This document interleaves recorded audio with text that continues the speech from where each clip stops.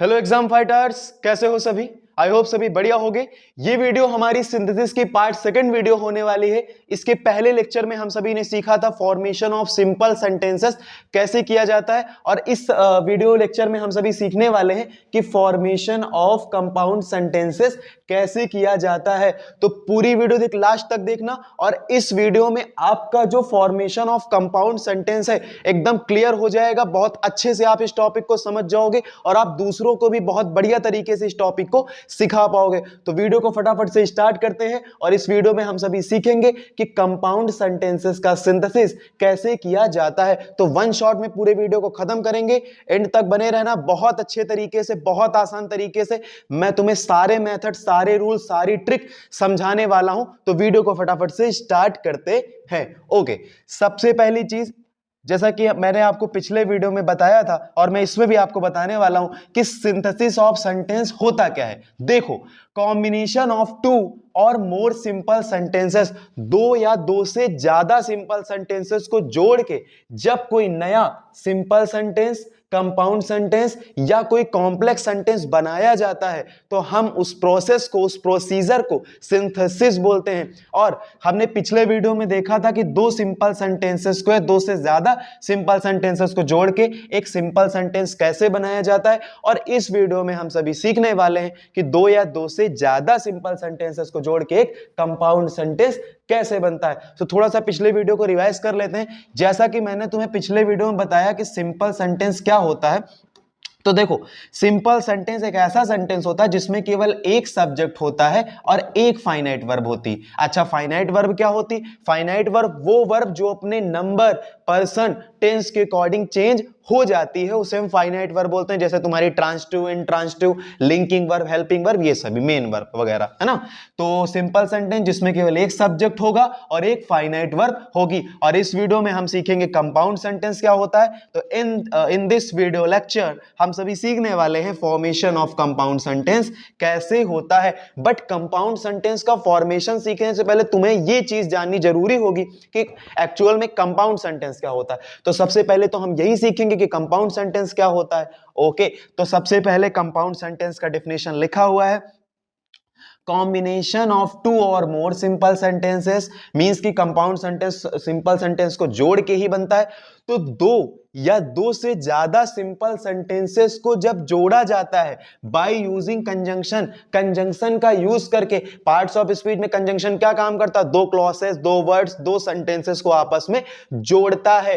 तो जब दो या दो से ज्यादा सिंपल सेंटेंसेस को कंजंक्शन जोड़ता है, कनेक्ट कर देता है, तो जो नया सेंटेंस बनता है उसे हम बोलेंगे कंपाउंड सेंटेंस। अगर अभी तो आपको नहीं क्लियर हो पा रहा तो अभी मैं एग्जांपल देके तुम्हें ये पूरा क्लियर कर दूंगा। ओके, अब आगे लिखा हुआ है फॉर्मेशन ऑफ कंपाउंड सेंटेंस। तो सिंपल सेंटेंस से कंपाउंड सेंटेंस बनाने का, जोड़ के जो प्रोसेस है वो दो पार्ट्स में है। पहला, बाय यूजिंग कोऑर्डिनेटिंग कंजंक्शन। क्या होता है आगे डिस्कस करेंगे। By using relative pronoun and relative adverb क्या होता है आगे हम डिस्कस करेंगे। तो सबसे पहला रूल जो हम सीखेंगे वो होगा बाय यूजिंग कोऑर्डिनेटिंग कंजंक्शन। तो वीडियो को स्टार्ट किया जाए। वैसे वीडियो स्टार्ट हो गया, बट अब कहानी पूरी आगे की लिखी हुई है। जो पहली चीज कि कोऑर्डिनेटिंग कंजंक्शन नाम का कीड़ा क्या है। पढ़ने से पहले हम ये सीख लेते हैं कि कोऑर्डिनेटिंग कंजंक्शन क्या है। तो देखो, जो हमारा कंजंक्शन होता है, क्या होता? जो हमारा कंजंक्शन होता है वो दो सेंटेंसेस, दो क्लॉजेस या फिर दो फ्रेजेस को जोड़ने का काम करता है। क्या काम करता? जोड़ने का। तो कंजंक्शन वैसे तो बेसिकली दो पार्ट्स का, दो टाइप्स का होता है। एक होता है हमारा कोऑर्डिनेटिंग और एक हमारा होता है सबऑर्डिनेटिंग। आपने जो है 6, 7, 8 स्टैंडर्ड में इनके बारे में पढ़ा होगा। एक मिनट, ऑर्डिनेटिंग एक होता है सब। देखो, होते तो कई सारे, कोरिलेटिव होते हैं, है ना, वगैरह दो चार लिखे होते हैं कई सारी बुक में। देखो, कहीं किसी में 3 लिखे होंगे, किसी में 4। लेकिन जो सबसे बेसिक, सबसे इंपॉर्टेंट होते हैं, वो जो बेसिक काइंड्स होते हैं वो दो होते हैं। एक होगा कोऑर्डिनेटिंग, एक होगा सबऑर्डिनेटिंग। तो हमें कंपाउंड सेंटेंस बनाने में किस कंजंक्शन की जरूरत पड़ेगी? हमें पड़ेगी कोऑर्डिनेटिंग कंजंक्शन की जरूरत। बट अब रूल पर जाने से पहले ये तो समझ लो कि कोऑर्डिनेटिंग कंजंक्शन है क्या। तो देखो, कोऑर्डिनेटिंग कंजंक्शन देखो, कोऑर्डिनेटिंग कंजंक्शन एक ऐसा कंजंक्शन होता है जो कि दो ऐसे सेंटेंसेस या फिर दो ऐसे क्लॉजेस या फिर दो ऐसी सेंटेंसेस के पार्ट्स को जोड़ता है जिसमें कि एक पार्ट दूसरे पर डिपेंड ना हो, एक पार्ट दूसरे पर डिपेंड ना हो। नहीं समझ में आया? फॉर एग्जाम्पल, जैसे मैंने कहा, एक एग्जाम्पल तुम्हें देके बता रहा हूं। देखो, जैसे फॉर एग्जाम्पल के लिए मैंने कहा ही इज पुअर, वो गरीब है। He is honest, he is honest. अरे भाई क्या हो रहा? अगर मैंने तुमसे कहा he is poor, he is honest, वो गरीब है, वो ईमानदार है, तो देखो, तो पहले पार्ट में कुछ और लिखा है, दूसरे पार्ट में कुछ और लिखा। अगर इन दोनों सेंटेंसेस को जोड़ना, हालांकि इन दोनों सेंटेंसेस को जोड़ना हो तो हम आगे रूल लगा के जोड़ेंगे, तो रूल कैसे लगेगा वो हम आगे डिस्कस करेंगे। बट पहले यहां पे ये समझ लो कि कोऑर्डिनेटिंग कंजंक्शन होता क्या है। अब इन दोनों सेंटेंसेस को जोड़ने के लिए हम यूज करेंगे कोऑर्डिनेटिंग कंजंक्शन का। क्यों? क्योंकि ये दोनों ऐसे सेंटेंसेस हैं जिसमें कि पहला सेंटेंस ना तो दूसरे पे डिपेंड करता है, ना तो दूसरा सेंटेंस पहले पे डिपेंड करता है। कहने का मतलब, इधर कोई और बात लिखी हुई है जो इससे कनेक्टेड नहीं है, इधर कोई और बात लिखी हुई है जो कि उस पे डिपेंडेंट है, उससे कनेक्टेड नहीं है। केवल एक पर्सन है, वह उसके बारे में बात बताई जा रही है कि वो गरीब है और वो ईमानदार है। ठीक है, तो दो अलग अलग बातें लिख रखी हैं। तो जब इस टाइप के सेंटेंसेस को जोड़ना हो तब हम यहां पे कोऑर्डिनेटिंग कंजंक्शन का यूज करेंगे, जिसमें कि पहला सेंटेंस या दूसरा सेंटेंस अपने दूसरे वाले सेंटेंस पे, अपने पहले वाले सेंटेंस पे डिपेंड नहीं करता है। ठीक है, ये दो इंडिपेंडेंट सेंटेंसेस को, इंडिपेंडेंट क्लॉसेस को आपस में जोड़ता है। समझ में आ गया? आगे बढ़ते हैं। अगर कंजंक्शन आपका क्लियर नहीं है तो किसी अदर वीडियो में आपको कंजंक्शन समझा दूंगा। तो कोऑर्डिनेटिंग कंजंक्शन, एक मिनट, और कुछ कोऑर्डिनेटिंग कंजंक्शन की एग्जांपल भी आपको बता दूं। देखो, कुछ को, जैसे कि आपका बट हो गया, ठीक, एंड हो गया, येट हो गया, ठीक है, और व्हाइल हो गया, ठीक है, और देयरफॉर हो गया, देयरफॉर, देयरफॉर, और उसके बाद आपका सो हो गया, एक्सेप्ट्रा। अभी आगे इनके बारे में हम डिस्कस करेंगे। उसके बाद अब कोऑर्डिनेटिंग कंजंक्शन चार तरह का होता है। कोऑर्डिनेटिंग कंजंक्शन चार तरह का होता है। पहला होता है इलेटिव, क्यूमुलेटिव, एडवर्सेटिव, अल्टरनेटिव। और इनको लर्न करने की ट्रिक बताऊं तुम्हें, इनको लर्न करने की ट्रिक है ICAA, इक्का, ICAA, इक्का।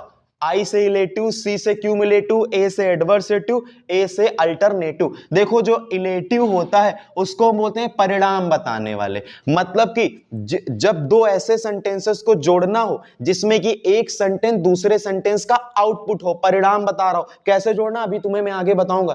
जब किन्हीं दो ऐसे सेंटेंसेस को जोड़ना हो जिसमें एक सेंटेंस दूसरे का परिणाम हो, आउटपुट हो, रिजल्ट हो, ठीक, तो वहां पे इलेटिव का यूज करोगे। कैसे करोगे आगे बताऊंगा। क्यूमुलेटिव, जोड़ बताने वाले। जब दो ऐसी बातें लिखी हो जो आपस में एकदम जुड़ी हुई हो, मतलब कि आपस में कनेक्टेड हो, तो उन दो सेंटेंसेस को जोड़ने के लिए क्यूमुलेटिव का यूज करोगे। कैसे करोगे आगे बताऊंगा। उसके बाद एडवर्सेटिव, विरोध बताने वाले। जब दो ऐसे सेंटेंसेस लिखे हो जो आपस में विरोधी हो, मतलब वो कोई और बात, एक पार्ट में कोई और बात लिखी, एक पार्ट में कोई और बात लिखी, तो ऐसे सेंटेंसेस को जोड़ने के लिए एडवर्सेटिव कंजंक्शन का यूज करोगे। लास्ट में लिखा हुआ है अल्टरनेटिव। अल्टरनेटिव का मतलब होता है विकल्प बताने वाले। जब एक सेंटेंस दूसरे सेंटेंस का विकल्प हो, कोई ऑप्शन हो, ठीक, कैसे होगा अभी मैं आगे तुम्हें बताऊंगा एग्जांपल देके। तो ऐसे सेंटेंसेस को जोड़ने के लिए हम अल्टरनेटिव कंजंक्शन का यूज कैसे करेंगे, और कैसे करेंगे अब इसके बारे में डिस्कस कर लेते हैं। देखो, तो सबसे पहला हमारा जो कंजंक्शन है वो है इलेटिव, परिणाम बताने वाले। तो इस कंजंक्शन का यूज तब करेंगे जब एक सेंटेंस दूसरे सेंटेंस का आउटपुट हो, रिजल्ट बता रहा हो, परिणाम बता रहा हो। कुछ एग्जांपल, जैसे देयरफॉर हो गया। आप मैथ वाले स्टूडेंट हो ना, तो मैथ में लिखते हो ना देयरफॉर। जो नहीं है उनके लिए भी है ना, कोई बात नहीं, कभी ना कभी तो मैथ पढ़ी होगी। फॉर हो गया, है ना, सो हो गया, हेंस हो गया। इनका यूज कैसे करेंगे आगे डिस्कस कर लेते हैं। लिखा हुआ I cannot die in peace, मैं शांति से नहीं मर सकता, मैं शांति से नहीं मर सकता। नरक में जाऊंगा, कढ़ाई में जाऊंगा, तेल गरम किया जाएगा, मुझे डुबाया जाएगा। लिखा हुआ है I cannot die in peace, मैं शांति से नहीं मर सकता। आई एम अ सिनर, मैं तो पापी हूं। मैं तो क्या हूं? मैं पापी हूं। तो देखो, अब ये दो अलग अलग सेंटेंस लिखे हुए हैं, पहला सेंटेंस ये, दूसरा सेंटेंस है, तो ध्यान से देखो तो एक सेंटेंस दूसरे का आउटपुट है। कह रहा मैं शांति से मर नहीं सकता, क्यों नहीं मर सकता, कारण क्या है, परिणाम क्या, कारण क्या है उसका, आई am a Sinner, I am a Sinner, क्योंकि मैं पापी हूं, ठीक। और ये देखो, ये इसका रीजन है, ये इसका आउटपुट देखो, शांति से क्यों नहीं मर सकता, क्योंकि सिनर पापी है, ठीक। और मैं पापी हूं यानी कि मैं शांति से नहीं मर सकता। तो एक पार्ट दूसरे पार्ट का परिणाम, रिजल्ट बता रहा, तो इसको चेंज ऐसे करोगे, आई am a Sinner, I am a Sinner, मैं पापी हूं तो क्या, मैं पापी हूं तो क्या, तो इसीलिए मैं शांति से नहीं मर सकता, ठीक। देखो एक चीज तुम्हें बता दूं, जब कभी भी सिंथेसिस से क्वेश्चन करना तो एक बार माइंड में हिंदी में ट्रांसलेट कर लेना और उन्हें हिंदी में कनेक्ट करने की कोशिश करना, तो हिंदी के जिस रूप में वो जुड़ रहे हैं थोड़ा सा तुम्हें आइडिया लग जाएगा कि कैसे होगा। लिखा हुआ I cannot die in peace, मैं शांति से नहीं मर सकता, आई एम अ सिनर, मैं पापी हूं, तो इसको ऐसे बोल सकते हो ना, मैं पापी हूं इसीलिए मैं शांति से नहीं मर सकता, ठीक। तो I am a sinner, so comma लगा दोगे, I cannot die in peace, die in peace, clear हो गया। I am a sinner so I cannot die in peace, यानी कि मैं पापी हूं इसीलिए, ठीक। हालांकि यहां पे आई हटा सकते हो, कोई दिक्कत नहीं, ठीक है। यहां पे अरे यार, यहां पे ध्यान दो, यहां पे जो लिखा हुआ है, यहां पे I am a sinner so cannot die in peace भी बोल सकते हो, या यहां पे आई लगा सकते हो, कोई गलत नहीं, ठीक है। आई लगाओगे तब भी सही, आई नहीं लगाओगे। अब आगे बात कर लेते हैं, ठीक है। देखो इस वाले मैंने तुम्हें बताया, यहाँ पे आई लगाओगे तब भी सही, नहीं लगाओगे तब भी सही, कोई दिक्कत नहीं, ठीक है। आप अलग अलग बुक्स में देखोगे आपको दोनों तरह से लिखा हुआ मिलेगा। आगे देख लेते हैं, ही is the son of teacher, वो एक अध्यापक का बेटा है, ही इज इंटेलिजेंट, वो क्या है, बुद्धिमान है। तो थोड़ा सा माइंड में कनेक्ट हुआ कि वो टीचर का बेटा है इसीलिए तो बुद्धिमान है, यानी कि ये वाला जो सेंटेंस है इस वाले सेंटेंस का आउटपुट है। एक चीज और ध्यान देना, एक चीज और ध्यान देना, जो आउटपुट होगा वो बाद में लिखोगे, ही is the son of teacher, वो टीचर के बेटा है इसीलिए बुद्धिमान है, इसीलिए क्या है, बुद्धिमान है। माइंड में चेंज हो गए तो लिख सकते हो ही is the son of, he is the son of teacher, he is the son of teacher. उसके बाद यहां पे आप देयरफॉर भी यूज कर सकते हो, क्या यूज कर सकते हो आप यहाँ पे, देयरफॉर, इसलिए, या यहां पे सो भी यूज कर सकते हो, सो भी यूज कर सकते हो, देयरफॉर भी यूज कर सकते हो, बट मेरे हिसाब से देयरफॉर यहां पे ज्यादा बेटर रहेगा। तो ही is the son of teacher, therefore he is intelligent, he is intelligent, therefore he is intelligent, वो टीचर का बेटा है, वो टीचर का बेटा है, अध्यापक का बेटा, इसीलिए क्या है, वो इंटेलिजेंट है, बुद्धिमान है। आगे बढ़ जाए भैया। ओके आगे लिखा हुआ है, क्या लिखा हुआ है, लिखा हुआ है क्यूमुलेटिव, क्यूमुलेटिव, क्यूमुलेटिव क्या होते हैं, जोड़ बताने वाले। जब दो ऐसे सेंटेंस लिखे हो जिनकी कहानी आपस में मिलती जुलती हो, कुछ सेम बातें लिख रखी हो, तो वहां पे यूज करोगे क्या, क्यूमुलेटिव। एंड हो गया, एज वेल एज हो गया, बोथ एंड हो गया, ठीक है, नॉट ओनली बट आल्सो हो गया, ठीक, नॉट ओनली बट आल्सो, ना केवल बल्कि भी, जैसे मैंने कहा, ना केवल उसकी पिटाई हुई, ना केवल उसकी पिटाई हुई, उसके पैसे भी छीन लिए गए, है ना। तो ऐसे करके आगे, मजाक था वैसे। आगे, ही टुक माई, आगे थोड़ा बढ़ा देते हैं, ही टुक माई मार्कर, ही टुक माई मार्कर यस्टरडे, उसने कल मेरा मार्कर ले लिया, कल मेरा मार्कर ले लिया। ही रिटर्न इट टुडे, उसने इसे आज वापस कर दिया, उसने इसे आज वापस कर दिया। भैया कल लिया था आज वापस कर दिया, ठीक, कल लिया था आज वापस कर दिया। तो दोनों सेंटेंसेस में एक ही चीज के लिए लिखा गया ना कि हाँ मार्कर लिया था और आज इसे वापस कर दिया, कल मार्कर लिया था और आज इसे वापस कर दिया। मैंने अभी बताया कि जब कभी भी सिंथेसिस का क्वेश्चन करना, थोड़ा सा हिंदी में माइंड में ट्रांसलेट कर लेना और जो कहानी निकल के सामने आए उसके कंजंक्शन लगा के लिख देना। लिखा हुआ है ही टुक माई मार्कर यस्टरडे, कल उसने मेरा मार्कर ले लिया, ही रिटर्न इट टुडे, और उसने आज मुझे वापस कर दिया। तो इसमें बस एंड लगा दो, जुड़ जाएंगे। ही टुक माई मार्कर यस्टरडे, उसने कल मेरा मार्कर ले लिया और आज वापस कर दिया, और आज वापस कर दिया। तो लिख सकते हो ही टुक माई मार्कर यस्टरडे, ही टुक माई मार्कर यस्टरडे, उसने कल मेरा मार्कर ले लिया, and returned it today, and returned it today, return it today, ठीक। अब देखो यहां पे मैंने ही हटा दिया, क्यों, क्योंकि दोनों चीजें एक ही सब्जेक्ट के लिए लिखी गई थी, दोनों बातें एक ही सब्जेक्ट के लिए लिखी गई ना, उसने मेरा मार्कर ले लिया था और आज वापस कर दिया। जैसे पिछला वाला क्वेश्चन था हमारा, तो मैंने कहा था यहाँ पे आई हटा भी लोगे कोई गलत नहीं है, तो तब तो और अच्छा हो जाएगा, समझ रहे हो, क्योंकि दोनों बातें जो है एक ही सब्जेक्ट के लिए लिखी गई ना, तो कंजंक्शन लगा के अब यहाँ पे सब्जेक्ट लिखने की जरूरत है क्या है, लिखो या ना लिखो कोई फर्क नहीं पड़ा। उसके बाद ये वाला जैसे था, ही टुक माई मार्कर यस्टरडे, कल उसने मेरा मार्कर ले लिया और आज वापस कर दिया। ठीक, तो ये कुछ कंजंक्शन लिखे हुए हैं, इनको जरूर याद कर लेना कि क्यूमुलेटिव कौन सा है, एडवर्सेटिव कौन सा है, अल्टरनेटिव कौन सा है, इलेटिव कौन सा है। ओके, अब अगला क्वेश्चन, अगले क्वेश्चन की तरफ बढ़ जाते हैं।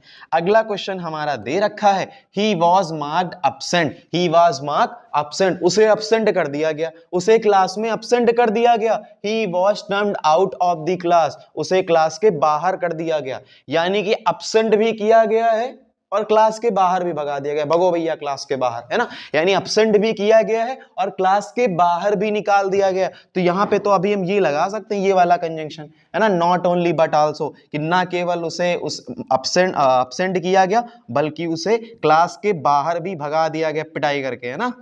तो यहां पे नॉट ओनली बट आल्सो लगा सकते हैं। अब वहां से आप लर्न कर लेना कौन कौन से एग्जांपल हैं, कौन कौन सा कहां पे फिट बैठ सकता है, क्लियर हो पा रहा कि नहीं। ओके, तो वो चीजें आपको लर्न करनी पड़ेंगी। अगर थोड़ा सा कंजंक्शन नहीं क्लियर है तो बहुत जल्दी मैं कंजंक्शन के ऊपर एक वीडियो बना दूंगा, ठीक है। तब तक के लिए इस वीडियो को समझने के लिए थोड़ा सा कॉम्प्लिकेट, थोड़ा सा कॉम्प्रोमाइज करो, एक किसी टेक्स्ट बुक से आप कंजंक्शन के बारे में अच्छे से पढ़ लेना, बट वेट करना, बहुत जल्दी मैं कंजंक्शन के ऊपर वीडियो अपलोड कर दूंगा। उसके बाद he was marked absent, he was termed out of the class, termed out of the class, तो लिख सकते हो he was not only, he was not only, ठीक है, marked absent, he was not only marked absent, उसे ना केवल absent किया गया, उसे ना केवल absent किया गया और बल्कि उसे क्लास के बाहर भी कर दिया गया। ठीक, तो ये दोनों बातें एक ही सब्जेक्ट के लिए लिखी गई हैं, तो सब्जेक्ट एक ही बार लिखेंगे, बार बार नहीं लिखेंगे। He was not only marked absent but also, और बल्कि उससे क्लास के बाहर भी कर दिया गया, but also turned out of the class, turned out of the class. Clear हो गया। अपनी टेक्स्ट बुक में जितने भी क्वेश्चन दे रखे उन्हें करने का ट्राई करना, समझ में आ जाता है ठीक है, नहीं तो नहीं क्लियर हो पा रहा तो कमेंट कर देना, एक और वीडियो इसके ऊपर बना दूंगा और बेटर तरीके से, या तुम्हें जो क्वेश्चन नहीं आ रहा उस क्वेश्चन को कमेंट कर देना, मैं आंसर बता दूंगा एक्सप्लेन करके, है ना। तो समझ में आ गया ये वाला नॉट ओनली बट आल्सो लगा। लेकिन एक चीज यार तुम्हें मैं बता दूं, ये कंजंक्शन तुम्हें याद करना पड़ेगा, लर्न कर मींस कि क्या, इसमें ये चीज लर्न करना पड़ेगा। जैसे अब ये क्यूमुलेटिव है तो ये क्यूमुलेटिव में इतने कंजंक्शन होते हैं, ठीक है। हालांकि इनकी ट्रिक भी मैं बहुत जल्दी बता दूंगा आपको, बट वीडियो थोड़ा सा ज्यादा बड़ा हो जाएगा, इसलिए अभी इस वीडियो में सारी चीजें एक्सप्लेन नहीं की जा सकती कंजंक्शन के बारे में। तो कंजंक्शन के लिए एक अलग से वीडियो बना दूंगा जिसमें तुम्हें मैं ट्रिक्स बताऊंगा कि कौन सा कंजंक्शन तुम्हें लर्न कैसे करना। अभी के लिए आप छोटे छोटे हैं, इनको लर्न कर सकते हो, ठीक है। आगे बढ़ जाते हैं। उसके बाद अगला लिखा हुआ है, क्या लिखा हुआ है सर, पढ़ लेते हैं, है ना।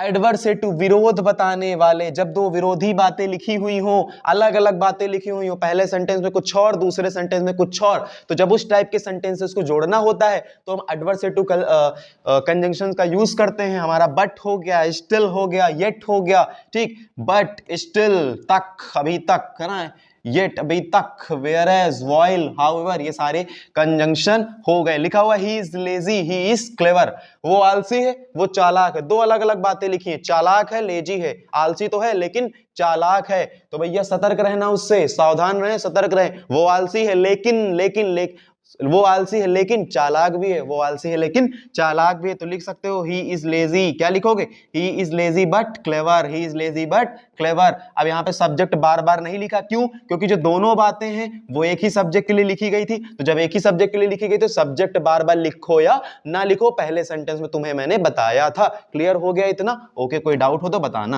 है ना। उसके बाद ही इज पुअर, वो गरीब है, ही इज ऑनेस्ट, वो गरीब है लेकिन ऑनेस्ट है, वो गरीब है लेकिन क्या, ईमानदार है, वो गरीब है लेकिन ईमानदार है। तो यहां पे दो तरीके से कर सकते हो, इसको ऐसे कर सकते हो, ही इज पुअर, है ना, येट ऑनेस्ट, वो गरीब है फिर भी वो क्या है, ईमानदार है, वो गरीब है फिर भी ईमानदार है, वो गरीब है फिर भी ईमानदार है। यहाँ पे येट की जगह तुम बट भी लगा सकते हो, he is poor but honest, वो गरीब है लेकिन ईमानदार है। क्लियर हो गया इतना, अच्छे से आ गया। जहां पे डाउट हो आप कमेंट बॉक्स में कमेंट करके पूछ लेना। आगे बढ़ जाते हैं, है ना। उसके बाद इस वीडियो के बाद तुम्हें मैं कॉम्प्लेक्स सेंटेंस भी बहुत आसान तरीके से समझा दूंगा, तुम उसकी टेंशन मत लेना, बहुत आसान तरीके से समझाने वाले हैं और हम बहुत आसान तरीके से सीखने वाले हैं। लास्ट हमारा है अल्टरनेटिव, विकल्प बताने वाले। जब दो ऐसे सेंटेंस लिखे हो जिसमें कि पहला सेंटेंस दूसरे सेंटेंस के एक विकल्प के रूप में हो, एक ऑप्शन के रूप में हो, कैसे होगा बता रहा हूं तुम्हें। तो हम इसका यूज करते हैं, जैसे कि नाइदर, आइदर और या तो। जैसे विकल्प क्या है, या तो मार्कर ले लो या तो पेन ले लो। विकल्प क्या है, या तो बुक ले लो या तो कॉपी ले लो। विकल्प क्या है, या तो ब्राउन जैकेट ले लो या तो रेड जैकेट ले लो, है ना। तो यही चीज को ऑप्शन बोलते हैं। तो आइदर और का मतलब होता है या तो, नाइदर नॉर का मतलब होता है ना तो, ना तो तुम, ना चिंटू ना मिंटू, है ना। अदरवाइज का मतलब होता है, अदरवाइज तुम्हें पता है कि अदरवाइज का मतलब कि मैं लिखूंगा या फिर मैं ये अन्यथा मैं ये कर लूंगा, है ना। अदरवाइज मतलब अन्यथा, क्लियर हुआ। अदरवाइज भी एक ऑप्शन के रूप में, ये करो अदरवाइज ये करो, है ना, ऐसे करके। ठीक, तो सेंटेंस लिखा हुआ है, पढ़ लेते हैं। लिखा हुआ है मेक हास्ट, जल्दी करो, we shall miss the train, हमारी ट्रेन छूट जाएगी। तो एक ऑप्शन यहां पे बन सकता है क्या, जल्दी करो, नहीं तो हमारी ट्रेन छूट जाएगी। जल्दी करो अन्यथा हमारी ट्रेन, नहीं तो हमारी ट्रेन क्या छूट जाएगी। तो लिख सकते हो ना, बहुत आसान है। क्या हो जाएगा, मेक हास्ट अदरवाइज, ठीक, वी शैल एक मिनट, बड़ा गंदा लिख दिया, राइटिंग थोड़ा सा साफ कर लेते हैं। अब देखना कितनी बढ़िया राइटिंग लिखूंगा, देखना तुम। ठीक, अब देखना तो हो जाएगा, क्या हो जाएगा, मेक हास्ट अदरवाइज क्या हो जाएगा, make haste otherwise we shall miss the train, miss the train. नीचे लिख दूं, कोई दिक्कत तो नहीं है ना, समझ में आ गया। ठीक, मेक हास्ट जल्दी करो, नहीं तो हमारी ट्रेन छूट जाएगी। क्लियर हुआ कि नहीं हुआ, आगे बढ़ जाते हैं। लिखा हुआ है कम इन टाइम, समय से आओ, कम इन टाइम समय से आओ, कैसे आओ, कम इन टाइम समय से आओ, do not come at all मत आओ, ठीक, या तो सभी मत आओ। ठीक, तो ऐसे, ठीक, कम इन टाइम समय से आओ, do not come at all सबके सब मत आओ। तो इसको ऐसे बोल सकते हो, या तो समय पे आओ या तो मत आओ, है ना, या तो समय पे आओ या तो मत आओ। तो यहां पे ये वाली फीलिंग आ रही ना, या तो वाली। लिखा हुआ है कम इन टाइम समय से आओ, do not come at all, तो वही आइदर वाला लगा देंगे। क्या लिखेंगे, एक मिनट साफ साफ लिख दूं, हो जाएगा आइदर या तो समय से आओ, कम इन टाइम या तो समय से आओ या फिर मत आओ। ठीक, और do not come at all, ठीक, या तो समय से आओ या तो मत आओ। तो ये आइदर, ये और। क्लियर हो गया, इतना क्लियर हो गया, कोई डाउट हो तो बताना, समझ में आया बढ़िया से। अब बढ़ जाते हैं अगले रूल की तरफ। तो अगला रूल हमारा, हमने कोऑर्डिनेटिंग कंजंक्शन तुम्हें पूरा का पूरा समझा दिया।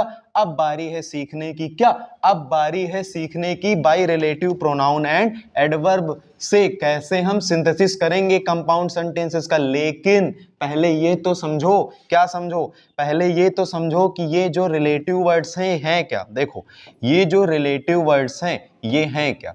देखो, कभी कभी तुमने किसी ना किसी सेंटेंस में हु देखा होगा, विच देखा होगा, ठीक, वेयर देखा होगा। इस तरह के वर्ड्स तुमने देखे होंगे, बट तुम्हारे माइंड में आया होगा कि ये तो इंट्रोगेटिव, बट सेंटेंस में क्वेश्चन मार्क तो नहीं है। जैसे एक सेंटेंस में तुम्हें यही वाला बता दूं, कौन सा बता दूं, यही वाला लिखा हुआ है ना, ही इज द बॉय, ये वो लड़का है, who stood first in the class, जो क्लास में क्या आता है, फर्स्ट आता। लिखा तो बीच में हु है, लेकिन क्वेश्चन मार्क नहीं लगा है, तो इंट्रोगेटिव वर्ड ना, है तो क्वेश्चन वर्ड।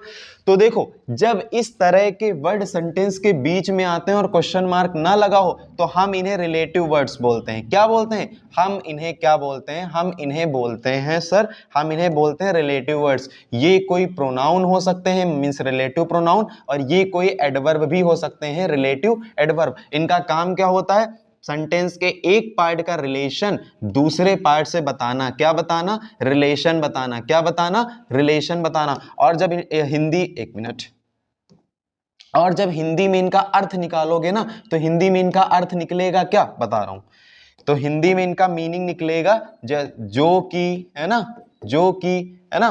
जैसे किसी हमारे ह्यूमंस के लिए है या फिर किसी बड़े एनिमल के लिए, तो वहां पे हु लगा देना, और किसी छोटे एनिमल के है या फिर किसी नॉन लिविंग के लिए, तो वहां पे हम लोग विच लगा देते हैं। ठीक है, जो कि, जिससे कि, है ना, जिससे कि, और इन सभी वर्ड्स को कैसे करना तुम्हें मैं एग्जांपल देके बता रहा हूं, और अभी एग्जांपल बताऊंगा। जैसे कि ये वाला सेंटेंस था, देखो ध्यान से, जैसे ये वाला सेंटेंस है, ही is the boy who stood first in the class. ये वो लड़का है, ये वो लड़का है जो क्लास में फर्स्ट आता है। तो इस लड़के का कनेक्शन क्लास में फर्स्ट आने से कैसे जोड़ा गया, इस वर्ड से जोड़ा। एक मिनट, नाच का है कि ले रहा भाई, है ना। देखो तो जो लिखा हुआ पहला sentence, he is the boy का relation stood first in the class, class में फर्स्ट आता है, तो कैसे जोड़ा गया, वो जोड़ने का काम किया हु ने। तो यहां पे इसका अर्थ कैसे निकला, मींस कैसे निकल रहा, ही इज द बॉय, ये वो लड़का है, हु यानी कि जो कि class stood first in the class, class में फर्स्ट आता है, ये वो लड़का है जो क्लास में फर्स्ट आता है। तो यहां पे ये जो हिंदी में इसका मतलब निकल रहा, समझ रहे हो मेरी बात, कि मींस एक सेंटेंस को दूसरे सेंटेंस के क्या किया जा रहा, कनेक्ट किया जा रहा। तो ये कुछ कनेक्टिव वर्ड्स ऐसे होते हैं, देख लो, लिखना चाहो लिख सकते हो। जैसे आपने रिलेटिव प्रोनाउन पढ़े होंगे छोटी क्लासेस में, मींस 6, 7, 8 स्टैंडर्ड में, ठीक है, एंड एडवर्ब्स वगैरह पढ़े होंगे, ठीक है। नहीं पढ़े तो बहुत जल्दी प्रोनाउन, कंजंक्शन, एडवर्ब इन सब का वीडियो आ जाएगा, वहां पे बहुत अच्छे तरीके से सीख सकते हो। तो ये कुछ वर्ड्स होते हैं, हु होता है ना, विच होता है, कभी कभी वेयर आ जाता है, ठीक है। तो इस तरह के वर्ड्स मिलेंगे तो आगे बताऊंगा ना। उसके बाद आगे लिखा हुआ है, आई मेट रोहन, मैं रोहन से मिला। आई मेट रोहन, मैं रोहन से मिला। ही इज अ डॉक्टर, वो एक डॉक्टर है। मैं रोहन से मिला, वो एक डॉक्टर है।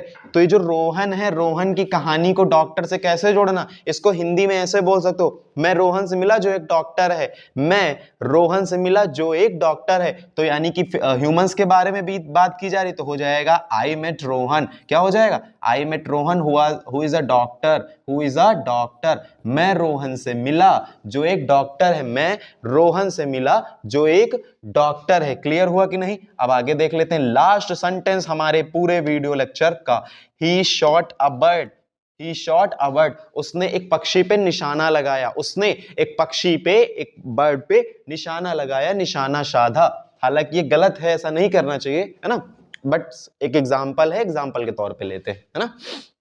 तो किसी भी एनिमल को मारना, किसी भी क्रिएचर को मारना, ये गलत है, ठीक है। मेरे हिसाब से, बहुत सारे लोगों के अलग अलग ओपिनियंस है, बट मेरे हिसाब से कहीं ना कहीं, जो कि एक फैमिली बैकग्राउंड में चीजें, जब वहां से हम लोग पढ़े बले हैं, तो यही हमें सिखाया गया है कि जो कोई भी पक्षी हो, कोई भी जानवर हो, उसे मारना गलत बात होता है, ठीक है, क्योंकि जीने का अधिकार सभी को है ना।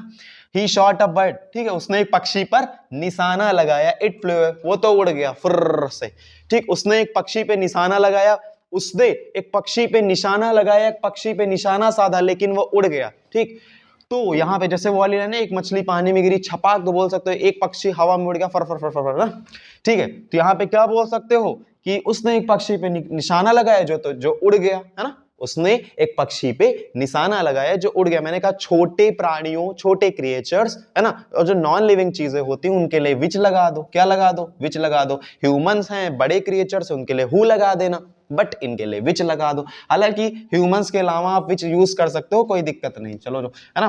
तो हो जाएगा ही शॉट अ बर्ड, क्या हो जाएगा, ही शॉट अ बर्ड, उसने एक पक्षी पे निशाना लगाया, विच फ्लेव अवे, विच फ्लेव अवे, जो कि उड़ गया, जो कि क्या हुआ, उड़ गया।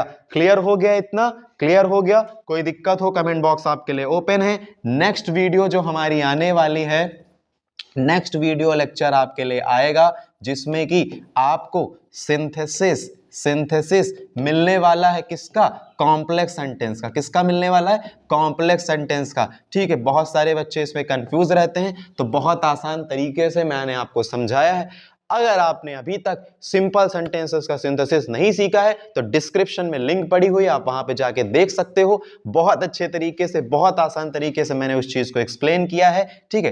तब तक के लिए सभी को बाय बाय, है ना। मिलते हैं किसी नेक्स्ट वीडियो में, किसी नए टॉपिक के साथ, किसी नई जानकारी के साथ। तब तक के लिए मैं आपका दोस्त, आपका भाई, आपका टीचर आपसे विदा लेता हूं। मिलते हैं किसी नेक्स्ट वीडियो में, किसी नए टॉपिक के साथ। तब तक के लिए जय हिंद, जय भारत, वंदे मातरम, भारत माता की जय।